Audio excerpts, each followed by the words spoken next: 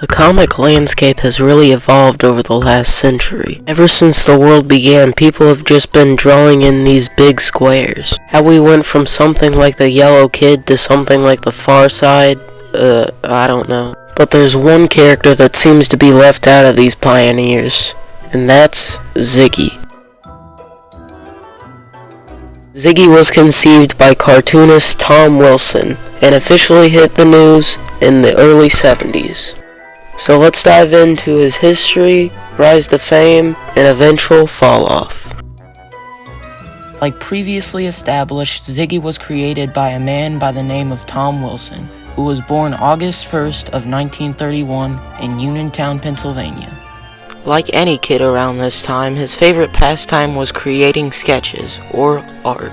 While I couldn't really find any information about his mother, it's likely that his father was a coal miner, considering all the sources that I found that reference it. When he was older, he enlisted himself in the U.S. Army to support the war efforts, through 1953 through 1955. After this, Wilson attended the Art Institute of Pittsburgh, quickly graduating. Because of this led him to be an instructor at Cooper Union in the early 60s. However, let's rewind a little bitty bit. Previously, Tom had been working on layouts for his local newspaper company in Uniontown, Pennsylvania. This endeavor, of course, would lead him to create his most famous star, Ziggy. But like any character in their first appearance, he wasn't officially christened his name yet. Wilson's prototype, similar to that of the character that we know today, only served as an elevator operator offering political commentary, but no one seemed interested in the product. The finished character would make his first appearance in the greeting card titled "When You're Not Around," created by Wilson, of course. This caught the eye of a woman named Kathleen Andrews, founder of the Universal Press Syndicate. She was willing to take a chance on the character after her company was seemingly going bankrupt.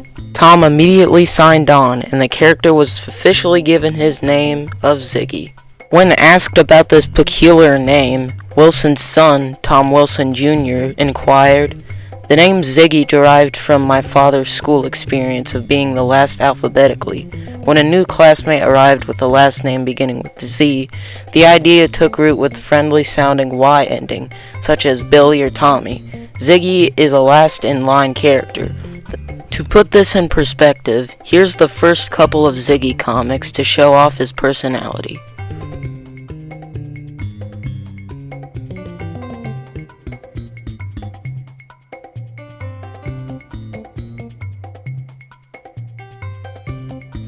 When he made his newspaper debut in June of 1971, he was an immediate success. 15 papers already had gotten the rights to the strip, and that number eventually increased to 40 times that. The comic would then start premiering on Sundays on April 1st, 1973. Ziggy's comic would then introduce his loyal companion, Fuzz. While the community of his comics demanded there be more strips, Ziggy's old comics began appearing into books, the first of these being Life is a Bunch of Ziggies. Besides the newspaper realm, Tom Wilson's character appeared in all sorts of merchandise like t-shirts, glass figures, and even mugs. There was even a board game of the character created by Milton Bradley titled A Day with Ziggy. It's pretty basic though. Each player spins a number, and they each put the Ziggy-themed piece corresponding to that number. So basically, if Mario Party and Candyland had a baby. Even brands like 7-Up and restaurants like Kenny King's weren't afraid of the character. But enough about Ziggy. Let's check up on his creator. Well, unlike other comic creators like Jim Davis or Charles Schultz, Tom was helping other companies getting their brands out like Care Bears and Strawberry Shortcake. As the 1980s rolled along, the character's popularity didn't wane one bit. You'd think by this point that Ziggy would appear in some sort of animation, but his creator wouldn't budge. Not like he was furious about the idea, but animation didn't provide much promise for his character. But an unknown television channel named ABC, you might have heard of them, saw the potential in an animated Christmas special featuring the character. And after they ran a poll for the top 100 cartoon characters, not only did he cross it, but Tom's character ranked 5th. Work immediately began, with notable animators working on it, like Eric Goldberg, Tom Saito, and Richard Williams, with the score being provided by Harry Nielsen and Perry Bodka Jr. The special in question follows our title hero filling in as a secret Santa so he can provide the people of his town with his money. But after a mysterious crook comes to town and a cop tries to stop him from stealing from the poor, Ziggy may have some trouble accomplishing his goal. When it aired on the channel that spawned it on December 1st, 1982, critics and audiences praised it because of its charm and warm, heartfelt message. So next year, it wasn't surprising that it both got nominated and won the 1983 Emmy Award for Outstanding Animated Program.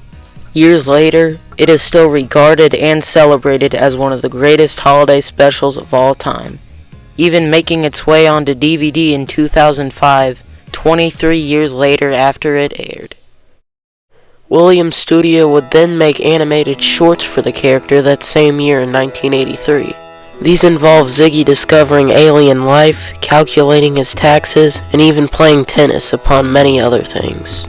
Merchandising was still hitting new strides. These includes things like calendars, plaques, plushes, buttons, glass tumblers, lunchboxes, coffee mugs, and the thing that spawned them in the first place, greeting cards. The strip's cast was quickly growing too, with Ziggy's cat Sid, his parrot Josh, and his loyal duck Whack.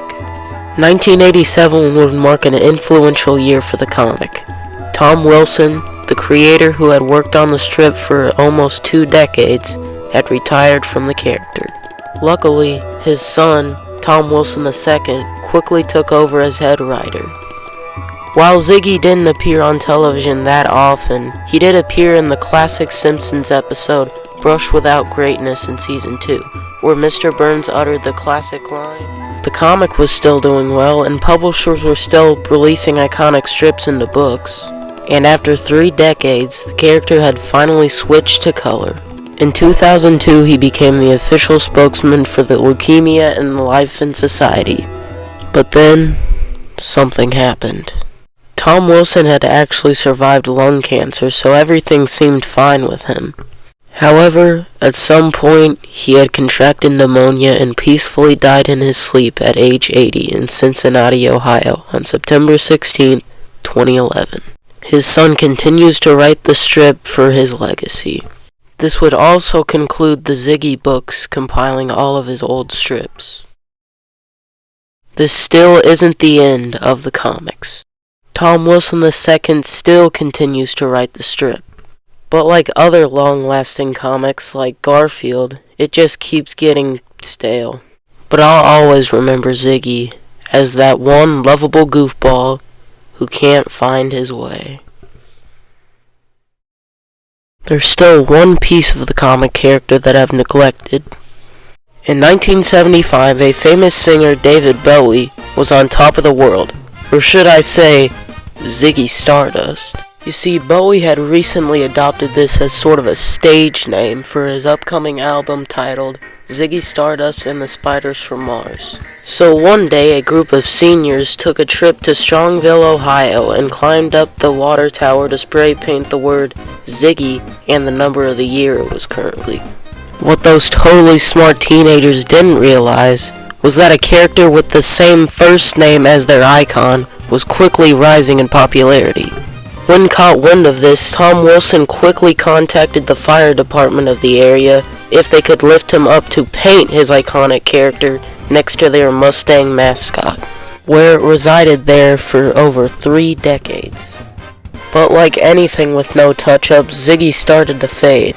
The fire department that had previously helped with the painting wanted Tom's family to restore the historical drawing. After they had no interest in the idea, people on Facebook demanded that they dare not destroy a piece of the water tower's history. They unfortunately said no, they can't pay around him, he's very faded anyways. We'll miss him too, they replied. It was officially decided they would paint over the character with the rainforest green color to match their school colors in late 2019. So now that you finally know about this forgotten comic star, what's your guys' thoughts on him? You like him? You dislike him? Let me know in the comments below. And let me know if you want to see more videos like this.